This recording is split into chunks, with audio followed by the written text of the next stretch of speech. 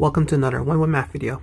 Today's video, given that f of x equals 2x cubed minus 9x squared plus kx minus 13, has a 0 at x equals 2 plus 3i.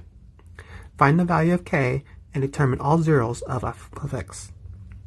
Since k is not specified as being a complex number, then this problem is going to imply that k is a real number.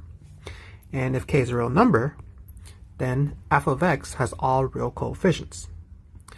And since x equals 2 plus 3i is a 0, then its conjugate, x equals 2 minus 3i, must also be a 0. So what we're going to do with these two zeros, we're going to combine them together so we can have x equals 2 plus or minus 3i.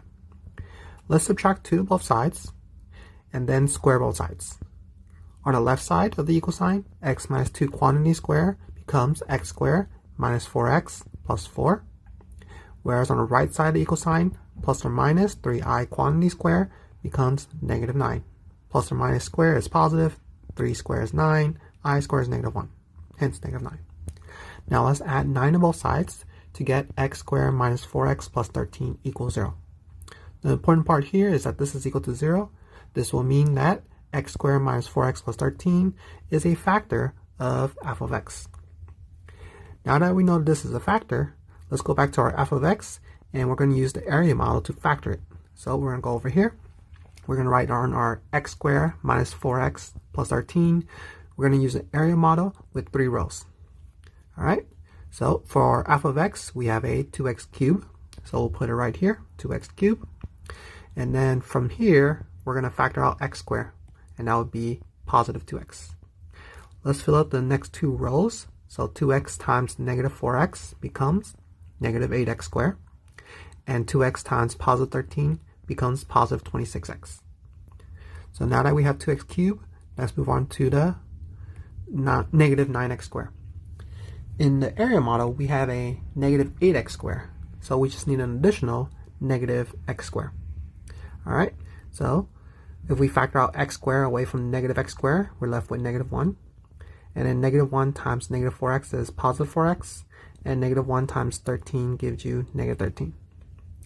Here we have negative 13 as our constant, and in our area model we have a negative 13. And then if x squared minus 4x plus 13 is a factor, there should be no remainder. And now if we compare f of x with the area model, we should see that kx, the green highlighted part, must be equal to these two highlighted parts, meaning kx is equal to 26x plus 4x, or kx equals 30x, or k equals 30. So we've solved for k.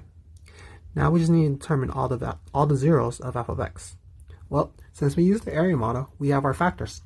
So f of x is equal to x squared minus 4x plus 13 times 2x minus 1. We'll use the zero product property. We get x squared minus 4x plus 13 equals 0, and 2x minus 1 equals 0. For x squared minus 4x plus 13 equals 0, we already have the zeros, so we don't need to solve for it. Meaning the zeros are x equals 2 plus 3i, and x equals 2 minus 3i.